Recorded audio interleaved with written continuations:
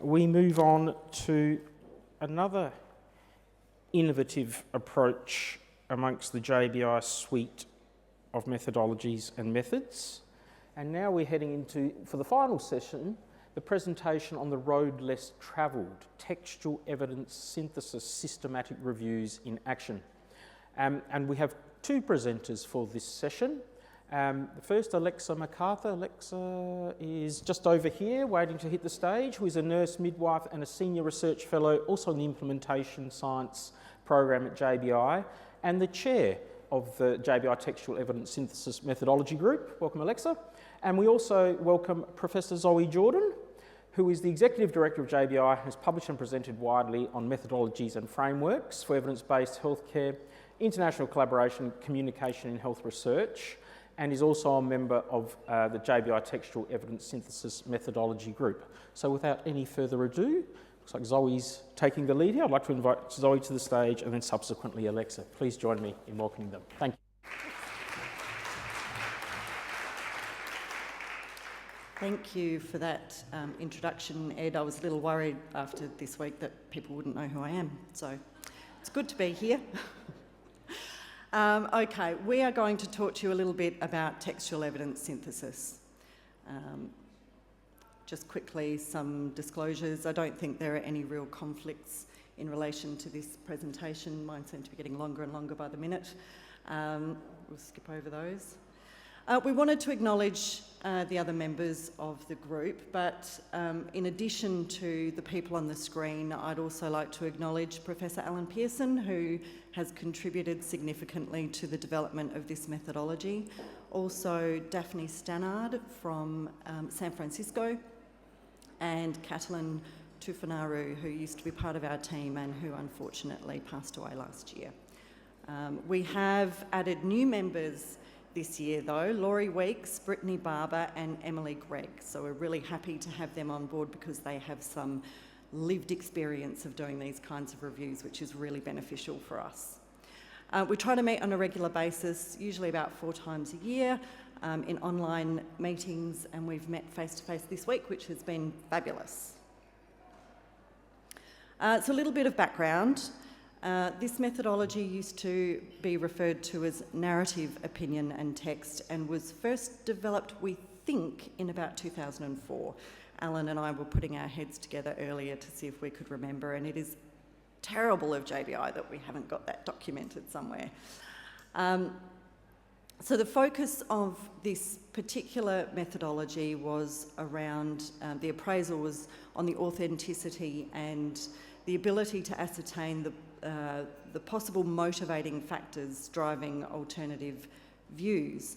Now, I mean, I'm a qualitative researcher by heart, but what motivated me to join this methodology group was going back to pragmatism and the fact that many of you who have clinical backgrounds will know very well that if you're working on a ward, you don't suddenly not make a decision because there's no research available to inform it.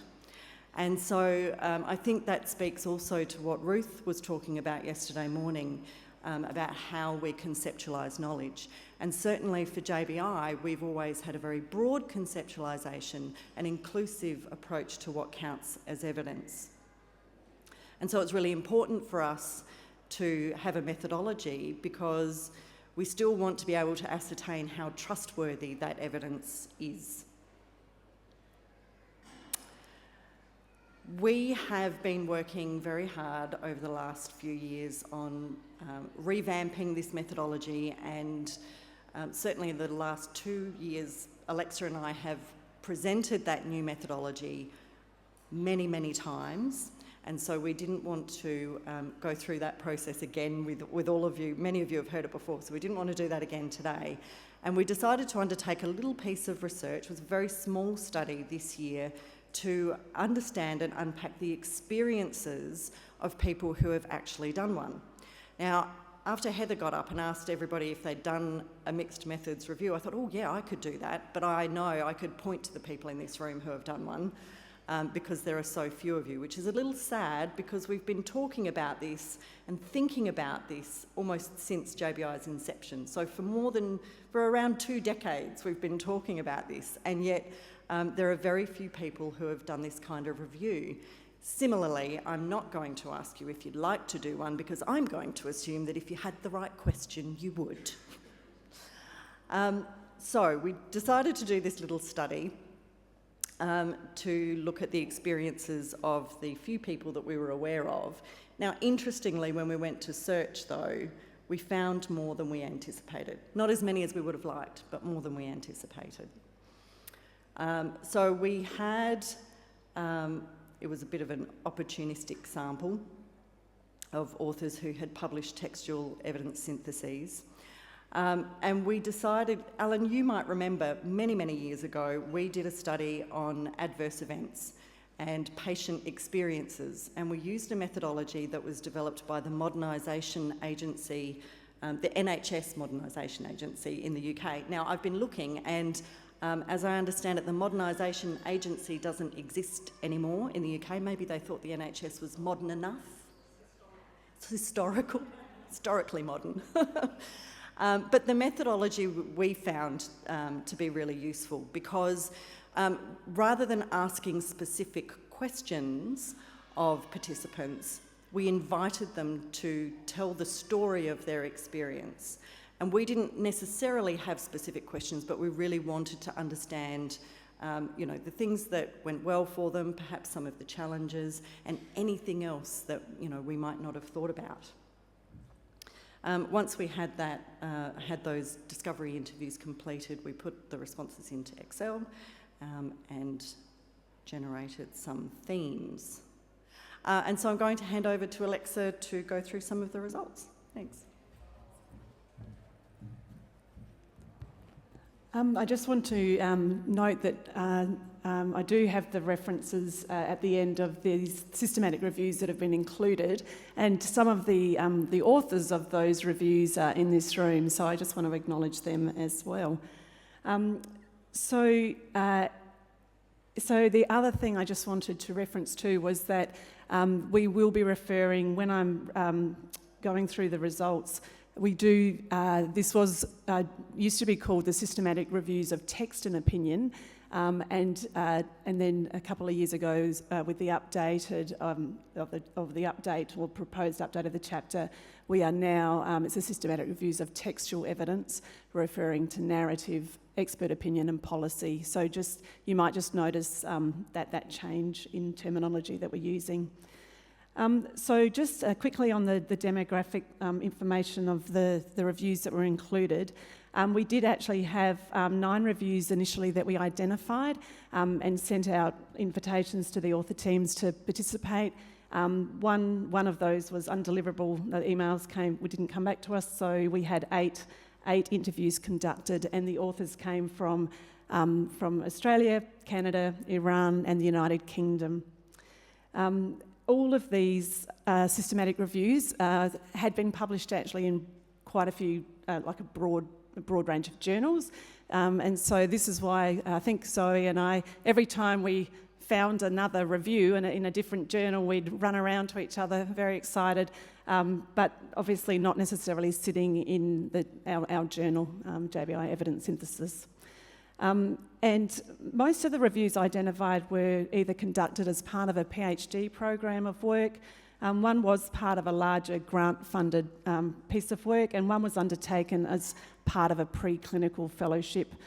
I will touch on the topics coming up, but a wide range of topics that were very interesting, and just highlighting a few here, but I will go into more detail around things like the role of correctional nurses supporting prisoners with dementia, the social determinants of health and outcomes during the COVID-19 pandemic, our transitional care programs in Canada, and I'll go into them a little bit in more detail.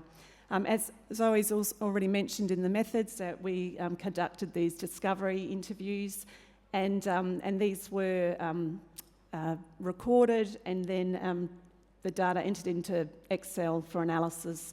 So with the text we came up with illustrated themes, metaphors and concepts that were entered under the headings associated with the interview spine, and these were then coded and organised into key themes. And you can see the key themes on the screen there, and I'm going to unpack each one in a little bit more detail and provide some illustrations.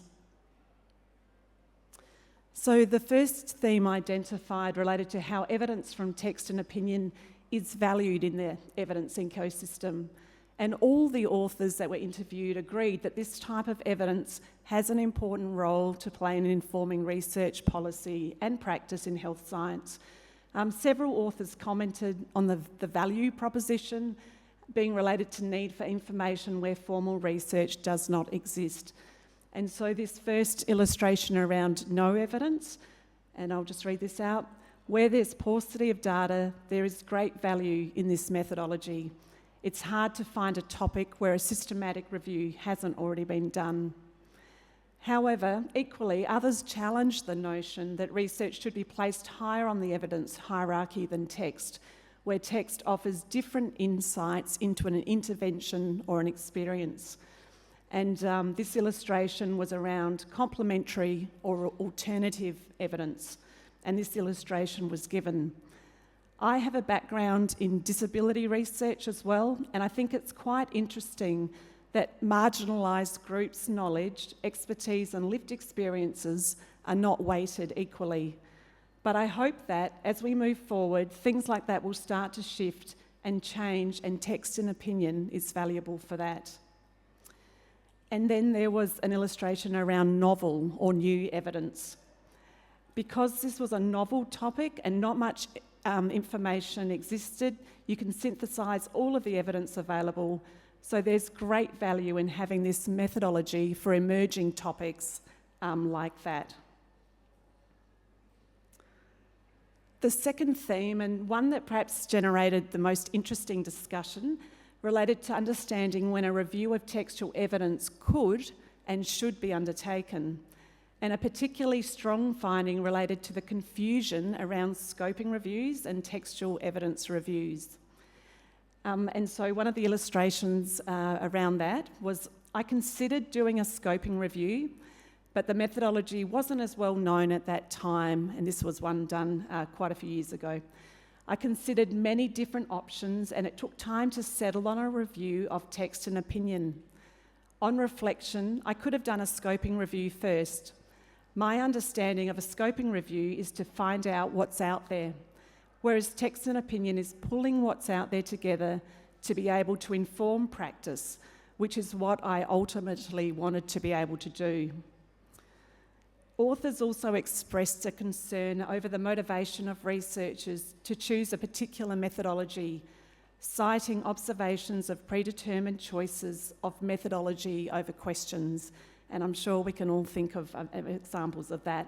And the illustration for that was, we're not just doing this for publication's sake. I think that really comes through in text and opinion versus other types of reviews, where it's more of an academic exercise to progress other programs of work. The value of text and opinion is our ability to inform policy and practice in a really pragmatic way.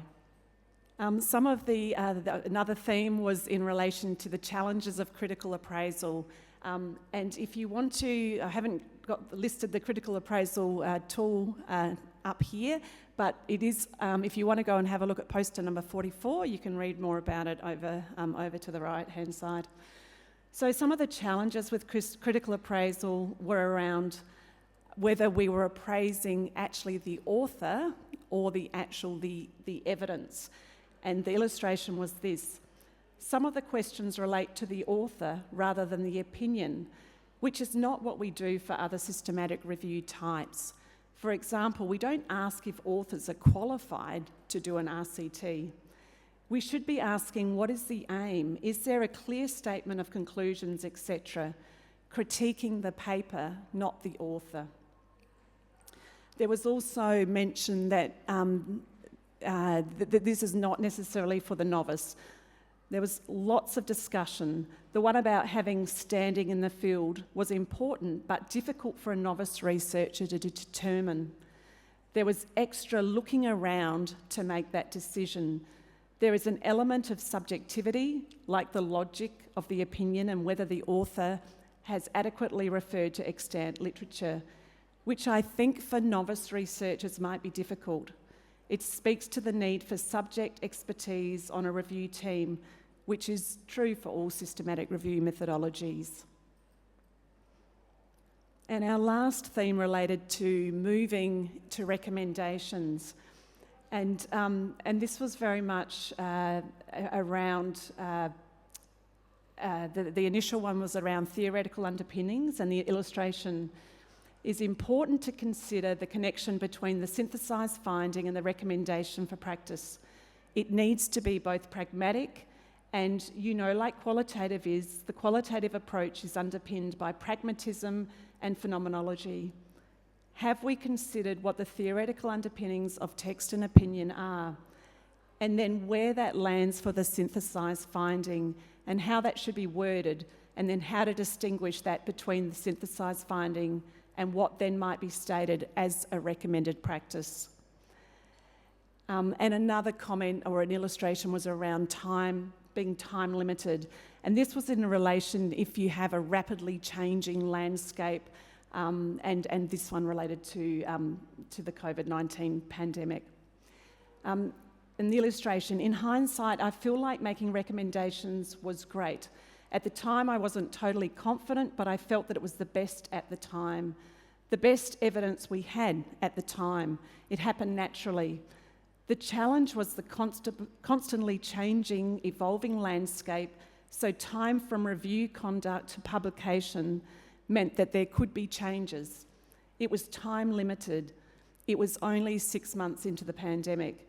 So we were confident in making recommendations from the literature we identified, but we were less confident in publishing and disseminating them because of the time lapse. And this one is also around moving to recommendations and was really based around collaboration and clinical relevance to make sure that the recommendations were fit for purpose. And so this illustration was around the topic selected as a collaborative piece with a clinical team, and they were keen to explore competencies for members of the multidisciplinary team in the bariatric surgery department. So it had real clinical relevance driving this systematic review. And they went on to say, I was invited to present the systematic review findings at a British Obesity and Metabolic Group meeting where everyone was very interested and positive about the results, nurses, dietitians, as well as doctors. This assisted in forming the recommendations for practice. So just to kind of highlight some of the discussion pieces, and it will be interesting, I know, Tara, you're speaking after lunch. So a lot of, I guess, if there is a rapidly changing, if the landscape around us, a particular topic is a rapidly changing, at the beginning of the review there may not be that evidence available, but obviously as time progresses, and COVID being an example of that, evidence is obviously can be quickly generated, but I guess in that way there is this potential relationship with living reviews, and this type of review may really lend itself to being updated as a living review, but I'm sure we're going to hear more about that after lunch. And I guess the other thing is really to consider how the publishing landscape is changing and what are the implications for how we identify evidence. And obviously we've had that talked about this morning, but it's obviously very difficult to get, getting research published in a peer-reviewed journal is difficult, and authors are turning to other avenues to share their work. And I guess what we were getting from feedback from authors is that, these types of reviews can be very difficult because people don't understand necessarily what you're getting at. So I think it's really important to very clearly articulate why you've done a review of textual evidence, and to be able to really shape your reasons for undertaking this type of review. I guess pleasantly, Zoe and I were reflecting after we had conducted the interviews, we actually felt that the chosen topics were really relevant for a textual evidence review, which was really pleasing. And just these are some of the topics that we're focused on, and I won't go through each one, but answering questions that obviously people don't necessarily choose to do a review of textual evidence as their first choice, but often people had really taken time to explore, obviously, to look at different methodologies, but had landed on a textual evidence review being the most appropriate for their question. So things like around correctional nurses supporting prisoners with dementia, and what sort of competencies they might need for that, around social determinants of health and health outcomes among adults during the COVID-19 pandemic, and as we've highlighted, that was really at the very early stages of the pandemic, and a large review that's coming out of Canada very soon, we hope, is around transitional care programs for older adults transitioning from hospital to home. And so these are very much people who are looking to really want an answer to a very real practical question.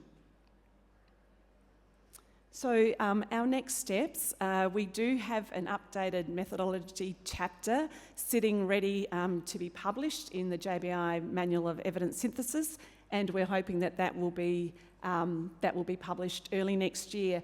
And then I guess what we're hoping is, with this updated methodology, that this will provide further guidance for authors coming in to choose to do a systematic review of textual evidence. I think the older guidance probably wasn't clear or explicit enough, so we hope that we'll get some additional feedback and maybe make further improvements in that. We still have work to do around how do we determine strengths of recommendations or our confidence in the findings.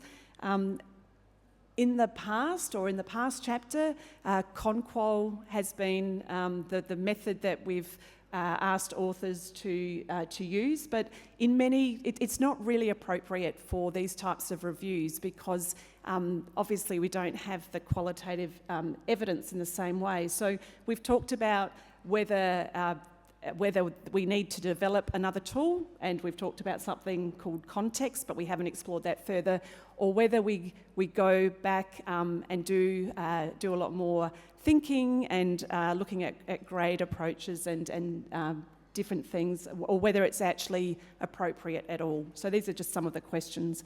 And I guess one of the even more basic questions that I often think about, is this even the correct name?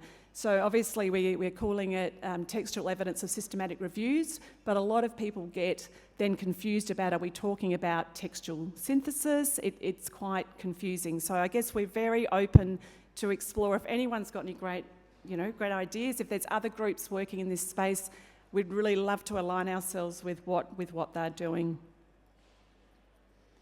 So in conclusion, textual evidence systematic reviews may not be conducted very frequently. However, we do feel that it's a very important methodology. And particularly, with highlighting the importance for particular healthcare topics, and it's not where there is only no research available, but as we've already mentioned, if there's a different or alternative view as well.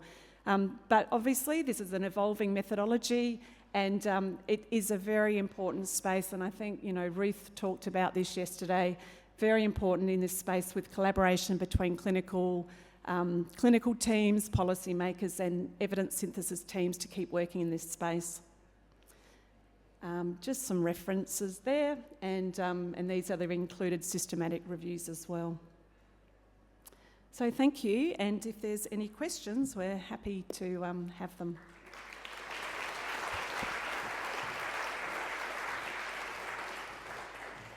Thank you, Alexa. Thank you, Zoe. Fantastic. Got a mic. Just while that mic's coming over, you mentioned amongst the themes that came out of your interviews, the challenges in critical appraisal. And, the one that jumped out was, you were assessing the author, not what's on paper, essentially. Your revised tools, which are yet to hit the limelight, apologies, will they solve some of those issues? Or some of those challenges that you presented on the screen and that these authors encountered? Yes, I think they will, because we've divided the critical appraisal tool into 3 separate critical appraisal tools. So one is for narrative, for patient stories, one is for expert opinion, and one is for policy. And so I think that really relates to the one around expert opinion. So I think that will be easier, because all of these systematic reviews were on a, some were policy, some, it just doesn't necessarily meet the requirements. So we hope it will. We'll wait to see.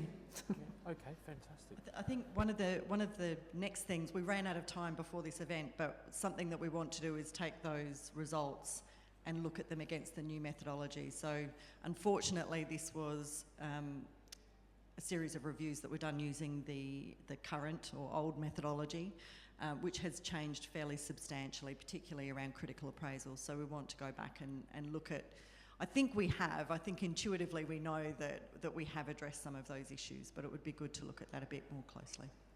Wonderful, thank you. I had a question down here. Diane, please. Yeah, I do have a question, and thank you for that excellent overview. Really appreciate it. I have a question around the key themes that you outlined, and I'm thinking in terms of incorporating principles of diversity, equity, and inclusion. So someone said to me, diversity is a fact, inclusion is a choice. So when you have one-off themes that come up, maybe from a diverse person, particularly in qualitative research, how do you incorporate that finding and give it equal weighting as you would an identified theme? Or how do you suggest approaching that? Oh. I just said to Zoe, do you want me to have a go, and then you can come along and help me out? So I think, and with Katrin, with your presentation yesterday, we haven't sort of gone into that much, detail or whatever. So, but certainly from the point of view of the critical appraisal tool that we was used for these reviews. So it's very much talking about, is this one lone opinion, or is it sort of, is it an outlier, if you want to call that there, or is it an alternative view that needs to be considered? And so I think, and come and help me out here, Zoe, if you want. But as far as it depends, once again on the topic that they're focused on, but so I think for the reviews that we've seen, I haven't seen it to be an issue, because it's really looking at the particular topic and the focus of the topic. But I don't know if I've really answered that.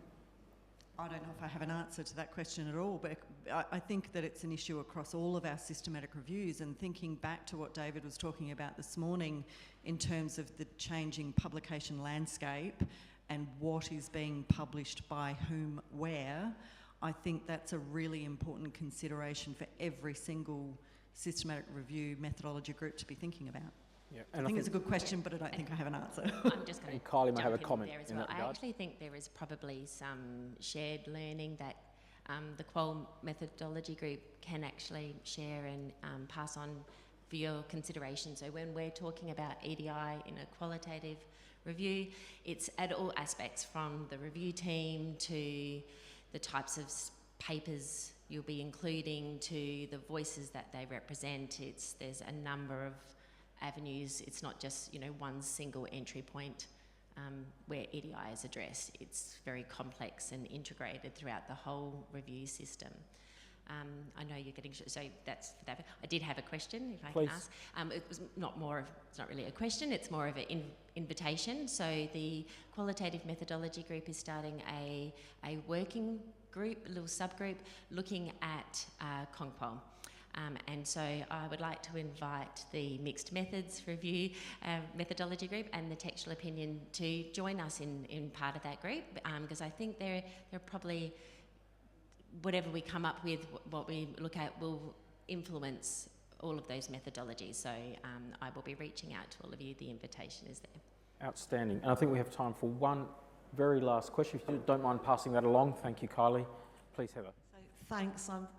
I really like this particular methodology from the perspective of the narratives that we can capture, because I think a couple of questions this morning have come up about how do we include the patient service user voice, and I think often the narratives provide us with that voice that isn't captured in, if you like, constructed research, and it also gives us the opportunity for looking at the EDI issues, because you may well find narratives on blogs, personal pages that actually you won't find if you're trying to do other things. So I really welcome the new methodology.